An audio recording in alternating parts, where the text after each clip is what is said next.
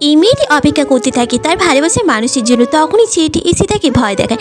এটা দেখে মেয়েটি তাকে দৌড়তে লাগে। তখনই মেয়েটি কাঁচতে কাঁচতে দেখে রক্ত। এটা দেখে সে বুঝতে পারে তার ব্লাড ক্যান্সার হয়ে গেছে।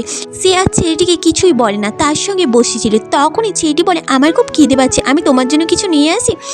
বলেই সে রাস্তা দিয়ে যেতে দিয়ে দেখে মেয়েটির রুমাল, তাতে রক্ত লেগে আছে। সে বুঝতে পারে মেয়েটির ব্লাড ক্যান্সার হয়েছে। সে তাকে কিছুই বলে না।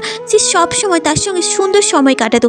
একদিন মেয়েটি বলে, আচ্ছা দীপ, আমি যদি কোনোদিন হঠাৎ আকাশের তারা হয়ে যায়, পারবে তো আমাকে ছেড়ে থাকতে? তখনই ছেলেটি বলে, তুমি এইসব কথা কখনো বলবে না, আমি তোমাকে আমার জীবনের থেকে বেশি ভালোবাসি। তুমি যদি কখনো আকাশের তারা হয়ে যাও, আমিও তাহলে ওই তারা হয়ে যাব, তোমার সঙ্গে থাকবো। এইটা শুনে মেয়েটি কান্না করতে থাকে। কিছুদিন পরে মেয়েটির জন্মদিন ছিল। তখনই ছেলেটি তার পছন্দের ফুল আনে। আবারও তার কাশি শুরু হয়। সে ভয়ে ছেলেটির কাছ থেকে দূরে যেয়ে সব রক্ত পুছে নেয়। সঙ্গে সঙ্গে ছেলেটি তার জন্য সুন্দর একটা সারপ্রাইজ আয়োজন করে। তখনই আবার মেয়েটির কাশি শুরু হতে থাকে। সে সেখানেই রক্তভূমি করতে করতে মারা যায়। ছেলেটি পাগল হয়ে যায়, সে মরতে যায়। তখনই মেয়েটির আত্মা এসে বলে, তুমি আমার জন্য কখনো নিজেকে শেষ করবে না বলো? আমি তো সবসময় তোমার পাশেই আছি, ওই যে তারা হয়ে। তুমি আমাকে কথা দাও। ছেলেটি কথা দেয়। সে আস্তে আস্তে সুস্থ হয়ে ওঠে।